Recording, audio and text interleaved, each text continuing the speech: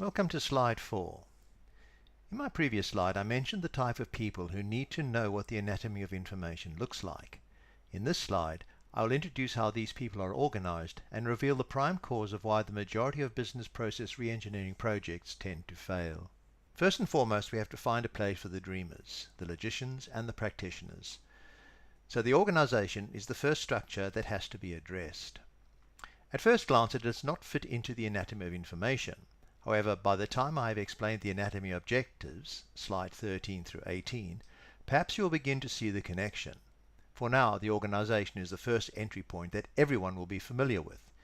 It is the quote natural unquote structure built by human beings to help deliver the offerings, the products, services and packages the organization provides its stakeholders with. This is the realm of the dreamer, and it is amazing how many mistakes get made from the very engineering of the main business processes, that is, the running of the business. Let me start off with the board of directors. These are the dreamers who invest large amounts of money in the organization, hoping for a return on their investment. There are two elements to the board, namely the inside and the outside boards. The inside board comprises of major and some minor shareholders who take an active role in the running of the organization and is usually expeditious to choose the chair and the financial director from this group. In the government sector, the chair is known as the president, dictator, or by some supreme royal title. The outside board usually comprises of shareholders who own a significant number of shares, usually other enterprises, but do not want to get involved in the day-to-day running of the organization. In the government sector, these are known as taxpayers. Next, there is the business itself, comprising of some dreamers, logicians, and practitioners. These are known as the senior management roles. The most significant of these is the chief executive officer, sometimes held by the chair, and in the government sector usually known as the prime or chief minister.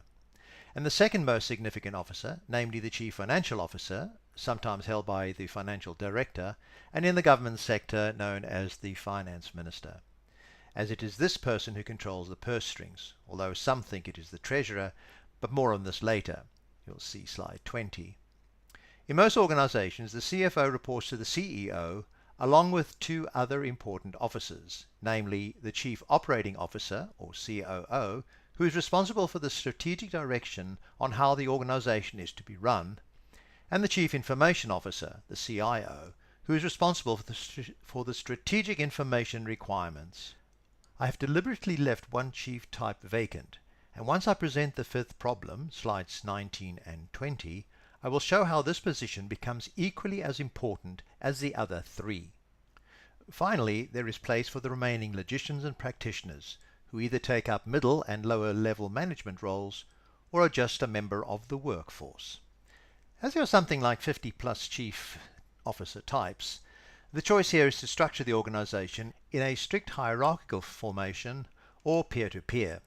The problem with the hierarchical structure is getting it right, and peer-to-peer is that it could cause senior managers to become overloaded and breaks the rule of 7. Now I've provided a link to the rule of 7 if you look at the PDF of this slide. I will reveal a more workable hierarchical structure for both businesses and government ministries based on the anatomy of information once I show the solution to the fifth problem in slide 20. We're on to the next slide, where I will deal with the first layers of the anatomy of information and reveal how many internet searches I'm saving you from having to make.